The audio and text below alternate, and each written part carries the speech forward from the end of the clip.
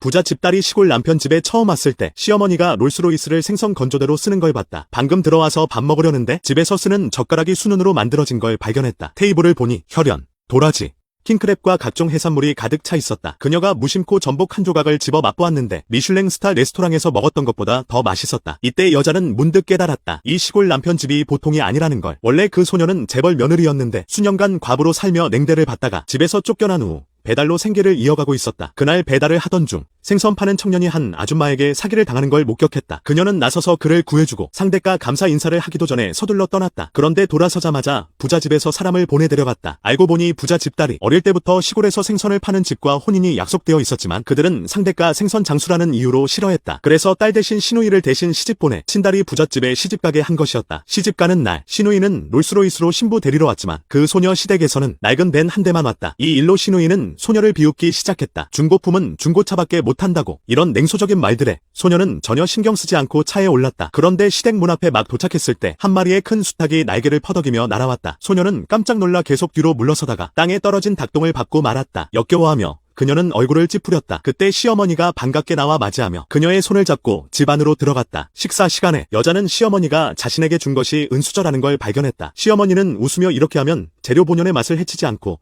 더 맛있게 먹을 수 있다고 말했다. 그녀는 즉시 전복 한 입을 집어 먹었다. 그게 자신이 고급 레스토랑에서 먹었던 것보다 더 맛있다는 걸 깨달았다. 시어머니는 대수롭지 않게 집에서 흔히 먹는 음식이라고 말했다. 이어서 소녀는 식탁 위에 최고급 혈연, 도라지, 전복, 킹크랩이 차려져 있는 것을 발견했다. 이 사양은 그녀가 부유한 집안에서 살 때보다도 더 높았다. 그녀가 의아해하고 있을 때 남편이 3륜차를 타고 돌아왔다. 두 사람이 서로의 눈을 마주친 그 순간 소녀도 상대방을 알아보았다. 며칠 전 그녀가 공경에서 구해준 생선 파는 청년이었다. 남편도 순간 넋을 잃고 바라보았다. 어머니의 상기시키기 전까지 그는 이제야 답례품을 건네야 한다는 것을 떠올렸다. 그가 주머니에서 물고기 비늘이 든 빨간 봉투를 꺼내자 순간 소녀는 어쩔 수 없다는 표정을 지었다. 하지만 이미 그와 결혼한 몸이니 물고기 내장을 선물해도 웃으며 받아들여야 한다고 생각했다. 그런데 소녀가 빨간 천을 벗기자 순간 깜짝 놀랐다. 안에는 금팔찌가 가득 들어 있었기 때문이다.